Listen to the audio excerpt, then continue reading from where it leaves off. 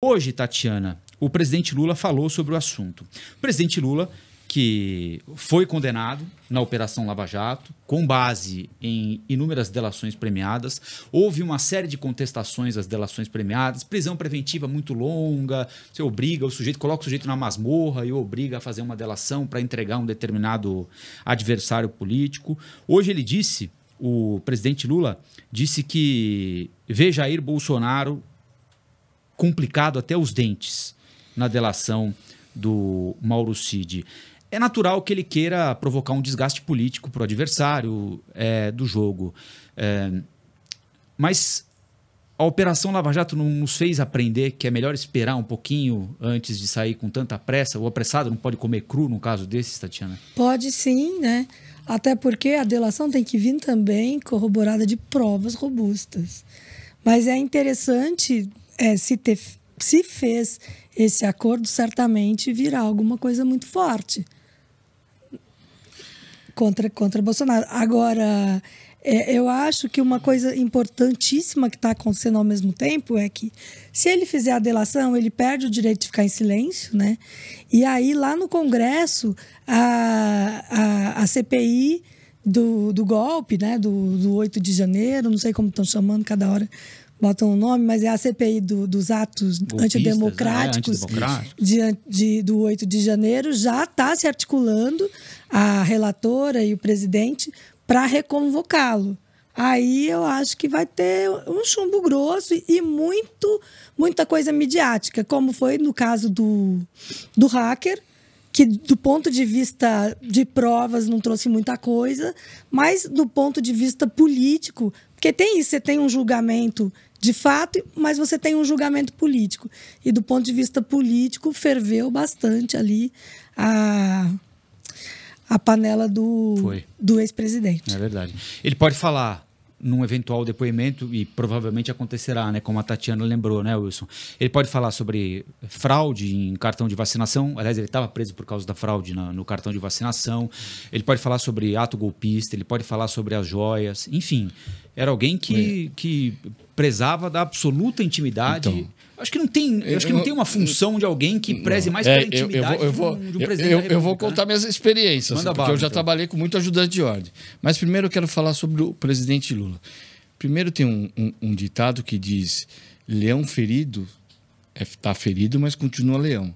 E o Lula saiu muito machucado do processo dele de prisão. Na eleição, ele deu uma sinalização como se fosse voltar a ser um Lula paz e amor, que não se concretizou agora nele no poder. Espero que essa declaração que ele deu hoje seja uma declaração de narrativa, porque nós estamos vivendo nesse período uma guerra de narrativa. Porque eu não quero imaginar que ele teve acesso ao processo ou à delação do Mauro Cid antes da própria justiça. A própria justiça... Mas ele deixou bem claro, não, né? Então, que não tinha... mas ele deixou claro depois, a hora que ele sentiu o desconforto da declaração deles. Não, ele abriu falando isso, não é isso? Ele abriu falando que tinha muita coisa... Não, que ele não podia comentar sobre o que ele não sabia. E, além do que, a delação não está feita, né? É um acordo assinado ainda, não é isso? Pelo que eu li homologado pelo ministro Alexandre de Moraes no sábado agora, né? E aí, a frase, só para deixar claro que a frase do presidente Mas em qual Lula momento? Seguinte, não foi no início da entrevista? Eu acho que ele está altamente comprometido. A cada dia vai aparecendo as coisas. E a cada dia nós vamos ter certeza de que havia perspectiva de golpe e que o ex-presidente estava envolvido nela até os dentes. Ele evitou comentar detalhes sobre o acordo de delação premiada. Não sei o que está lá. Só sabe o delegado que ouviu e o coronel que prestou o depoimento. O resto é especulação. Por isso que eu quero falar. Quero crer que ele realmente não sabe. Mas tem duas questões.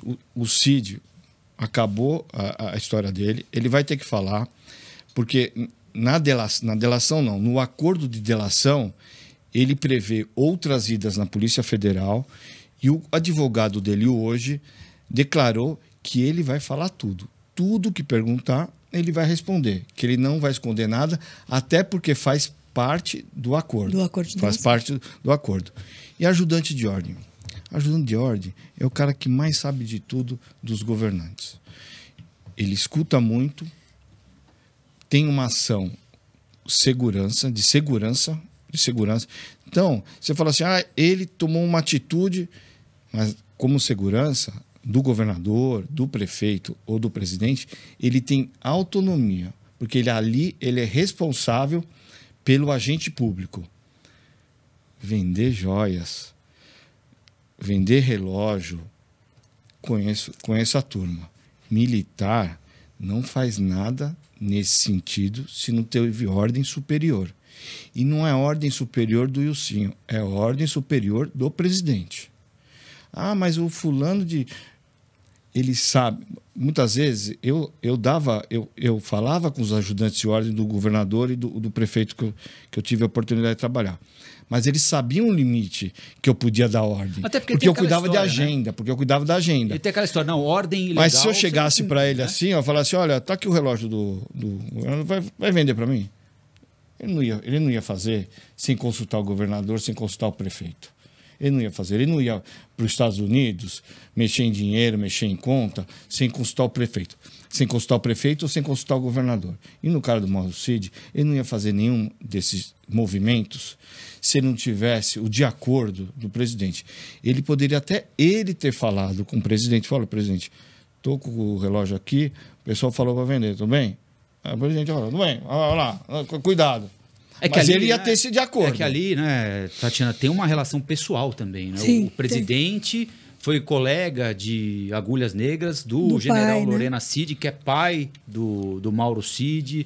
O Mauro Cid chega para a ajudância de ordem por meio do pai, que recebeu um cargo da presidência da República nos Estados Unidos, quando o presidente Bolsonaro assumiu lá em 2019. Ou seja, para a coisa chegar nesse ponto a que o Wilson se referiu, né? Tem ali uma relação pessoal, profissional, um negócio meio estranho misturado, né? Agora, o espanto aqui chegou, né? Porque o que se sabia no entorno do Bolsonaro e que estavam dizendo ao ex-presidente é que já estava tudo sob controle.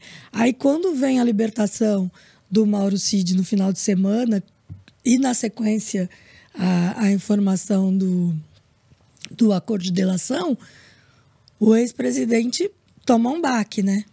E eu acho que é nesses baques também que muita coisa vai se revelando. Não só na delação, mas nesses baques, né?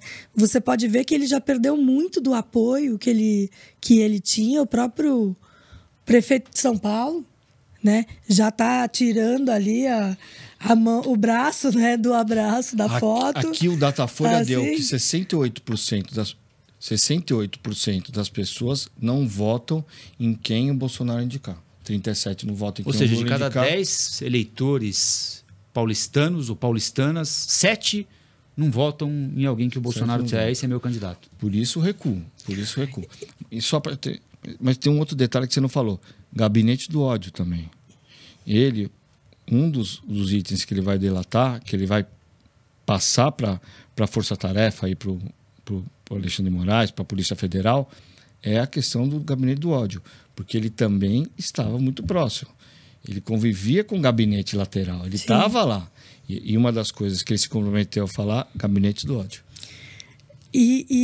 Eu acho que agora o ex-presidente Bolsonaro vai enfrentar uma coisa que o presidente Lula enfrentou, né, quando deixou o poder, e depois foi sucessivamente sendo, né, denunciado aí pela Lava Jato, que é essa solidão, né?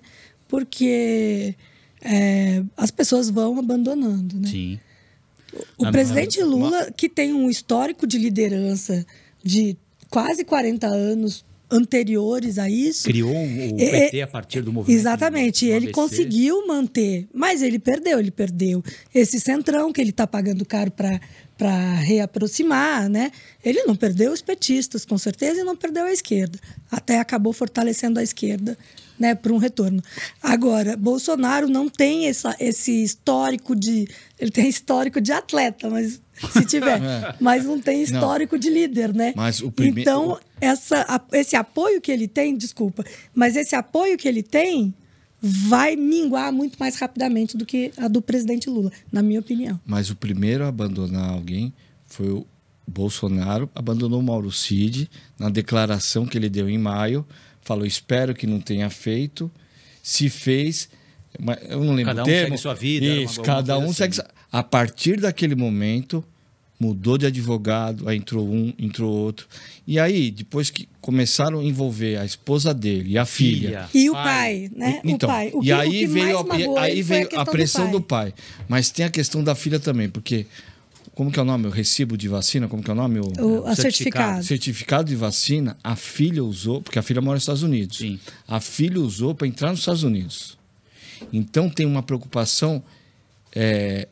tem uma emoção familiar no momento. E aí, que foi o desfecho final, foi a operação em cima do pai.